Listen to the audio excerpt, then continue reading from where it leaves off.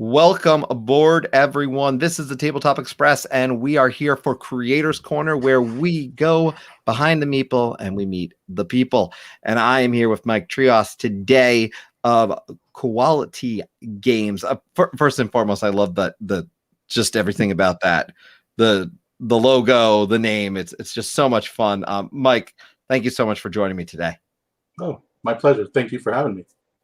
Well, look, I start everyone else on this show with the exact same question I'm going to ask you. And that is really, what is your origin story in board games and board gaming?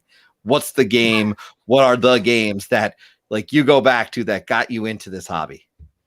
Well, I've always loved games since I was a kid, but I didn't even know that the golden age of gaming existed until I started playing Dice Masters in 2014. And then a friend of mine introduced me to Catan, and then it just snowballed from there, of course. So before that, I played a lot of the collectible games. Like I played Magic early on, Hero Clicks, and a lot of those collectible card games, but never got into one-off board games, if you will, like non-collectible until figured out that something like Catan exists. There were other ones like Bang, the card game back in the early 2000s, and so forth, but I did not know there was a whole world until then. So yeah, that discovery, I think that discovers something I think for a lot of people. I'm glad you mentioned the customizable ones. I was just talking about the other day, Star Wars, the customizable card game, which was one of my favorite ones. Yeah, I have a vivid memory still of when I got like a rare Yoda card, and I don't know why I remember this particular card, but I think you mentioned some great games in there, by the way. I mean, Magic, obviously a classic. People still play Magic. Magic's still around. But the idea really, though, of playing board games and the fact that games bring joy is something I sense is certainly a big thing for you, because I went back and I was going through your site. And one thing, and this is why I'm so excited to have you on, right as you get to your page, one of the first things you see is big and bold, we create board gamers. And I got to ask you, when you started kind of this process of wanting to create games and this idea of quality games, was it really built out of this idea of just board games are fun and I want more people to play games? A lot of it was, because there's so many themes in board gaming that are so mythical and everything like that, but I'm a musician at heart, and there weren't many music themed games, and there's always the question of like, do you have to sing? Or I don't want to play that. And I also feel like some of them are just not accessible right from the get-go. So when I started creating board games, I wanted to create something that was accessible yet still could scale upwards and be enjoyable for more than one type of person. Right. And yeah, kind of we're trying to create games for the person that wants to introduce games to other people. Does that make sense? That. I like that. That's such a great way to describe it too, because I think there's just there are a lot of great games out there, right? But you need to have someone who wants to teach the game. So the game has to be a game that I think can fit that audience to bring them in also in a comfortable way. I had a bunch of people on the other day for a conversation just about what games to introduce people with. And we didn't talk about, I'm realizing even now, is the person to actually introduce the game. There's a certain type of person that really is. I love that you're targeting that. Where does your passion for the music side come from, though? Because you mentioned music obviously being important and meaningful. What's your background on that end? Well, I guess I've been a piano player since before I even have memories. So since like 4 years old or something like that, as far as I've been told. I had a record business, a small indie label in the mid 1990s to 2000, where we focused on Filipino Americans and Asian Americans, because there weren't many of us in music. And I was in a singing group and doing all this stuff. And then I entered the industry as a writer and editor for a music magazine. And I also run a wedding band, but not right now because nobody's having big weddings. Fortunately, and yeah, just a lot of kind of what I consider mercenary work. I've done dueling pianos, songwriting, recording for people, stuff like that. But so you've obviously having that background, I imagine there's some joy in the process of trying to create something that people can enjoy around the theme of music. But what went into kind of his first idea, which was Upstaged? And obviously, I want to say really quick, if you haven't checked out Upstaged, there's a link in the description to Mike's website. You should go check this out. What I love is the box is just from the get-go. This stood out to me. The box essentially is the stage. So the box is part of the game from the get-go, which I just think is a really neat way to use it. So props on that. But I would love to hear kind of the origins of this game and the idea behind it. Strangely enough, it was the second game that I had come up with. Icon was the first one, and listening to people's blogs like Jamie Stegmaier and just thinking about it logically, Icon was a lot bigger game, and I needed something smaller to work with. So I came up with that, and I wanted to still work with the spinning mechanic and still try to figure out how to make it work. And there just isn't many games out there where you get to do something that used to be part of popular culture, though it's not. Well, I guess it kind of is still, but it's gone by the wayside. But I wanted to make something that's a little bit more accessible to all walks of life, like people that aren't exactly into like Game of Thrones or dragons or anything like that. Something that somebody could relate to, like, oh, I know what a singer is, and I know kind of like who or the voice is and American Idol, and I know what it's like to, or what I've heard it's like to be a judge on there. They just make snarky remarks. So that's kind of what you do. So you just try to form a team and give backhanded compliments throughout the whole game. So I think too, again, speak a little bit to me about this in terms of how you also find, say, the right look for a game, because for you, I think this has very vibrant art. That's one of the words it definitely catches my attention when I look at it. So how do you go into that process of picking what is this actually going to look like? Like, I have an idea in my head. I can map this out. I can, make pieces of paper and figure out my gameplay, but the look is obviously such a big part of the modern game. Well, I want our games to stand out but still be accessible, like I said. And a lot of the art out there is just totally amazing, but not necessarily accessible in sort of ways. So actually, for the vibrant art, we had my graphic designer and I had settled on, like, okay, we'll have like kind of a blue theme, kind of like how it looks on these shows, like a blue or red theme. But then somebody suggested we do a rainbow theme, and we're like, I don't know, but we'll try it. And we put it out there to our friends and to the community that we were building up, and like 70% said go with the rainbow. So we did. But we also decided that we wanted to go with silhouettes. I'll show you here, because we wanted it to be still accessible to everybody.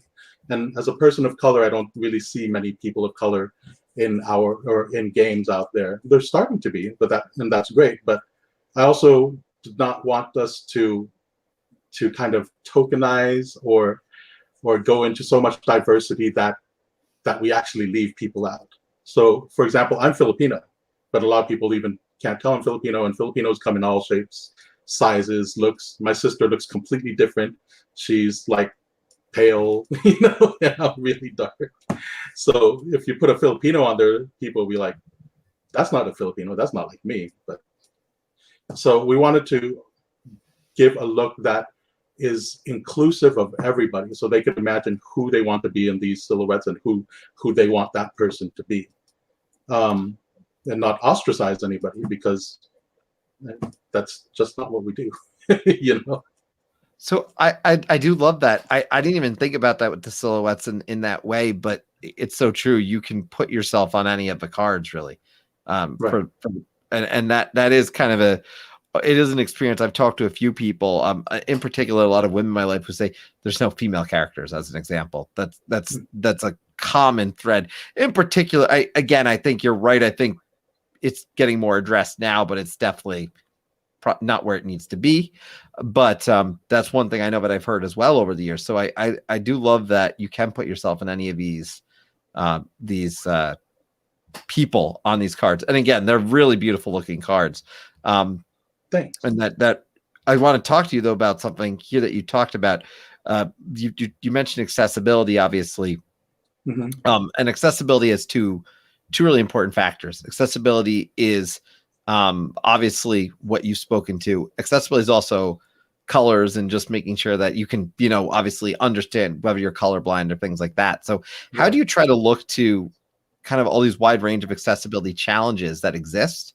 Because in reality, there's a lot of them, and address them as kind of a designer.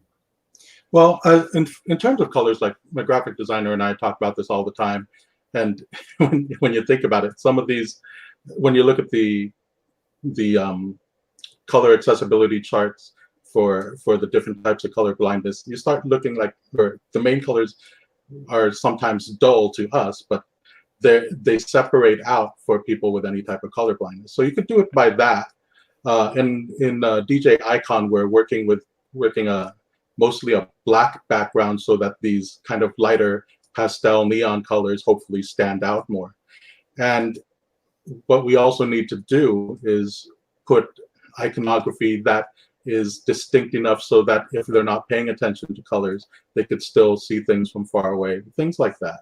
So it's a mixture of iconography, colors, and just trying to be creative with the whole process so that the art is not only beautiful, but functional. And more so, I think right now, given the state of games, everything can turn out to be beautiful, but is it really functional? And that's what we're trying to make sure that we hit all along the way, so it makes gameplay smooth. That's so important. I love, and I like that. Again, we're here. This is one reason I love talking to people about this, because to hear about that conversation, like you just speaking about how you speak and work with your designer on those, with your artists, with those who you work with to design the game. I feel like it just goes such a long way. Those conversations, and we don't hear about them all the time. You hear so much. Like I know Stardew Valley got announced, and the first thing when I immediately backed it, but that's not the point. The art blew me away, right? But I didn't even go and think to myself, oh, but is it accessible, right? So that's not necessarily the job of the person buying, but how do you go about in the process of listening and getting that feedback? Because you mentioned even the way that you got feedback about the game and just going from a rainbow. So how do you go about, getting play testers? Does it start with a group of friends? Does it expand from there? And how do you go about getting that feedback and kind of tracking it to make the right decisions on moving forward and what you want to do with the game? Actually, there's a huge designer community all throughout the nation. And before COVID hit, I would go to conventions all around the place, even nationally, and sign up for Unpubs or Protospiels and play it with people who were willing to play test and other designers. So we would get great feedback on how to tailor the game or how to make things more accessible, more readable, things like that. Now that COVID has kind of taken over, it's strange because there's a lot of online communities that have been built up through Discord of designers, and there are weekly playtests, and people are able to play on like Tabletop Simulator or Tabletopia and immediately upload a lot of mods right there. So you could kind of actually iterate faster in terms of your prototypes. It's a weird silver lining that the community has experienced. And then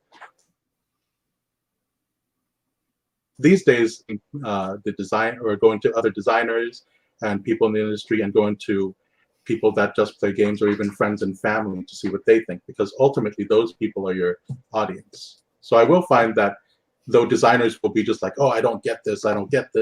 But then if I bring it to my 8-year-old niece or whatever, they get it. I'm just like, well, I really appreciate sometimes the the feedback from designers, but my audience gets it. So you have to kind of take the best of both worlds and try to make it work.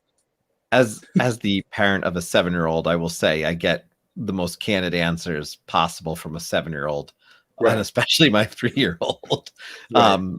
My 3-year-old who loves to chuck dice for no other reason but chucking dice. So I like to say I'm just training her in advance to be the fourth player in our home game group.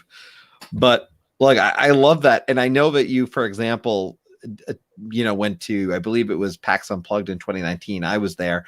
Obviously, I did not know you at the time, but I believe I saw that you were there. So was there a big difference that you're finding in the way that you collect data from when you were doing it in person in, say, 2019 at like an event versus the way you're doing it online? Or is it essentially the same process, just different overall venues where you're taking that feedback? I mean, I'll be honest, and this is probably not what a lot of people want to hear, but I like it better online. It's so much more efficient. Like, I'll be able to run a play test on Discord and Tabletop Simulator, then put a link straight up to my Google Forms survey and say, fill this out. And if you fill it out and you want to join the email list, then you get these free promo cards when you back the Kickstarter. But in the meantime, just takes like 3 minutes, even though we talked about it. Just remind me what you liked, remind me what you didn't like, rate this from 1 to 10, and there you go. And then it goes all into a spreadsheet, which automatically is calculating a lot of scores and all this stuff and feeding into things, rather than me doing this in person, trying to read the writing, trying to figure out if that's an I or an L on their email address, things like that. And it cuts out a lot of the work. So yeah, I like it better online in that regard. So don't hate me, but yeah. Well, look, no, I mean, I think, but again, you're talking from the perspective of collecting the feedback. It's not the same as the experience of obviously playing a game with someone, right? Which we all, I think, as you and I are speaking now, I think there's no question we all miss that. Yeah. I remember when PAX Unplugged was not happening in 2020, and I knew it wasn't going to happen, and I was genuinely sad. There was so many other important things that going on in the world that you knew why it wasn't going to happen and you understood it, but at the same time, you definitely were hoping and looking ahead, right? As you look ahead, and you look at it at the kind of games you want to make, what kind of process do you go through as you generate new ideas? What is I know I've talked to some who keep a notebook. I've talked to others who the idea comes to them and they just start going to town, starting to create things in that moment. Your process, I imagine you've got some games in the loop, but as you look to the future, how do you see your process working? Currently, my process is having my phone with me, and I have a Google Sheet that literally says brainstorms. And I just type all my, or Google Sheet or Google Doc, and I type all my ideas in there, or better yet, dictate it into the phone, because I could be almost anywhere at any time.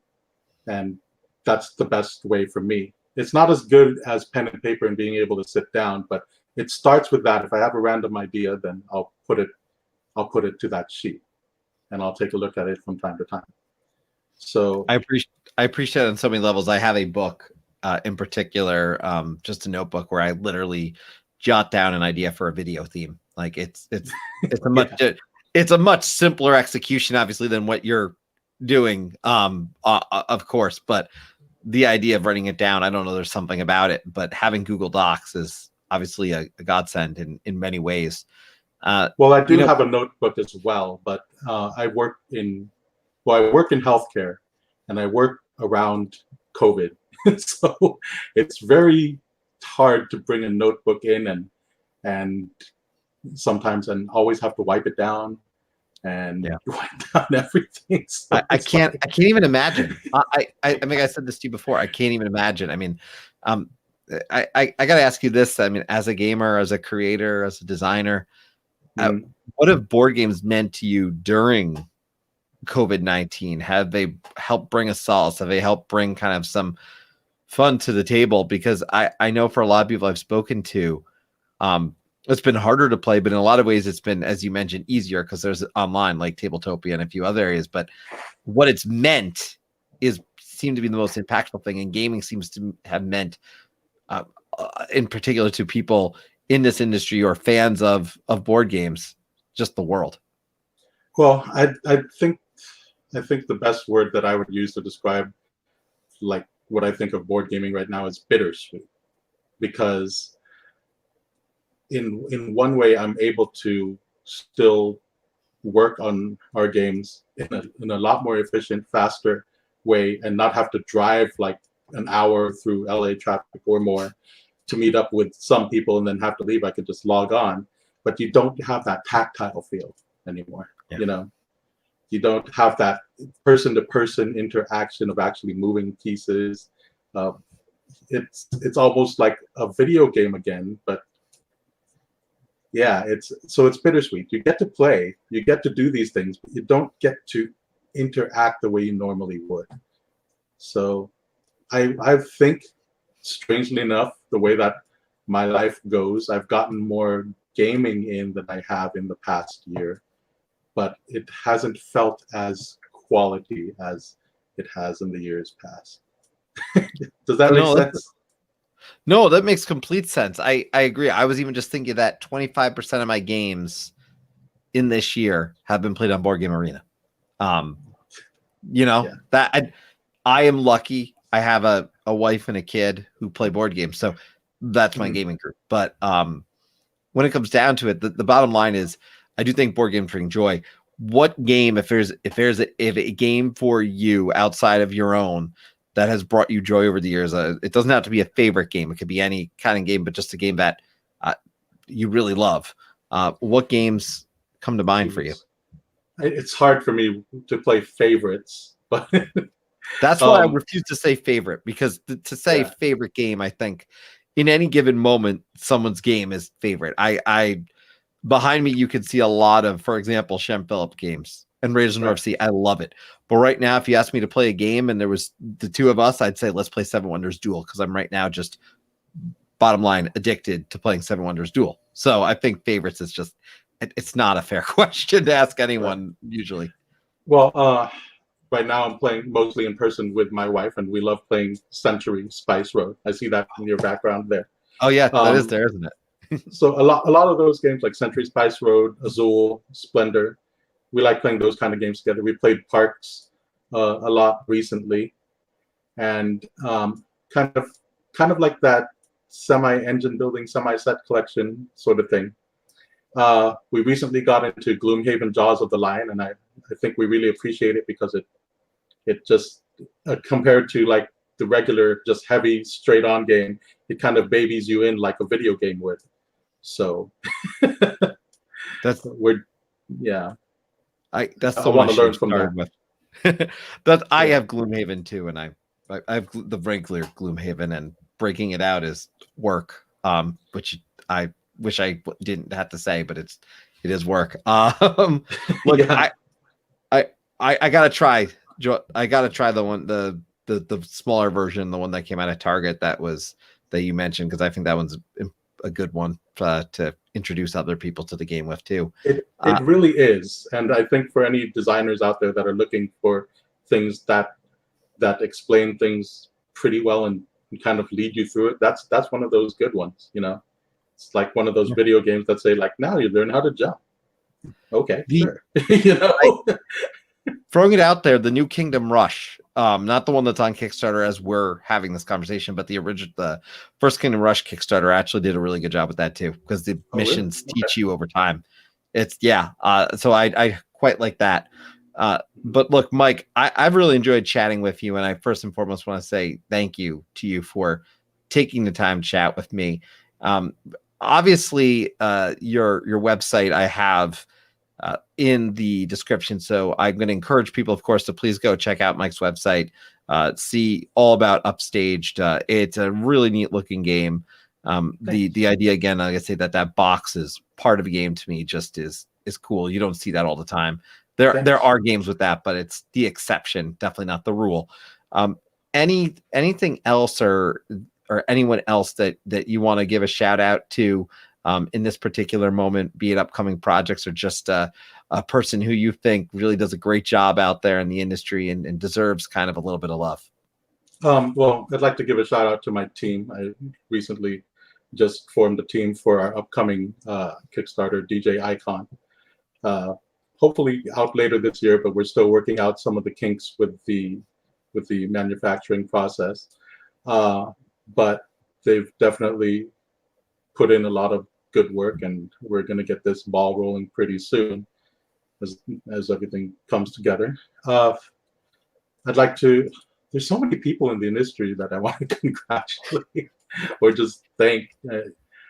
I'm almost afraid of mentioning any names, because then somebody will be like, "Oh, why didn't they mention me?" You know, does that make sense? No, it does. But your Yeah. people, honestly, when it comes down to it, I mean, the people who you work with are at the heart of it all. I mean, that's the way I think of it.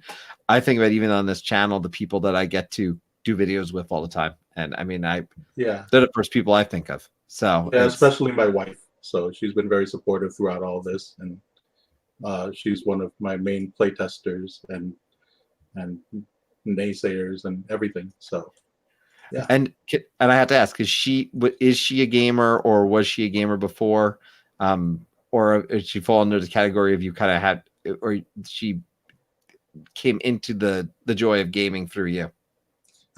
We kind of both played Catan together and came into it. So we both miss our gaming groups. And we have different styles of games. So when we find something that we both like, that's what we hold on to. It's kind of like finding the movie that you and your significant other, the same style movie that they like. Right. It's that same kind of thing. Well, look, obviously I appreciate your time. I thank you for joining me this evening, and I'm definitely going to encourage everyone, as I said, please go check out the website. Again, I'm going to read before I end this something that I think is really important. I mentioned this earlier on your webpage, something that I loved, and I have it up here on my iPad. So I'm going to look down a moment to read this. So please understand why here. But it says on your website, we create board games. And then the goal here that you write is our games feature both beginner and advanced modes. So after you learn the basics, you can explore deeper, more strategic ways of playing. And I love this. And I just want to point out, because I think so many games don't offer that. But this is the thing that stood out to me. Whether you're new to board games, card games, or a seasoned hobbyist, welcome to Quality Games. And I just love kind of this intro to your site. So that's really what reading that, I was just so immediately excited to talk to you, because I knew we would share so much of it, the kind of same vision of just what board games mean. So appreciate your time today.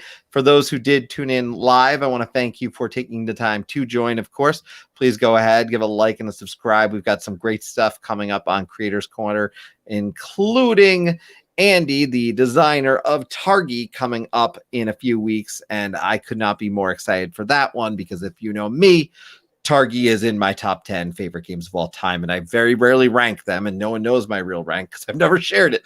But Targi is in my top 10. I love Targi. So really excited to talk to Andy, and he is one of the nicest guys I have ever met in the brief time that I've got to connect with him. So with that said, look forward to some future Creators Corners, more to announce in the future. And I thank you all for joining me tonight.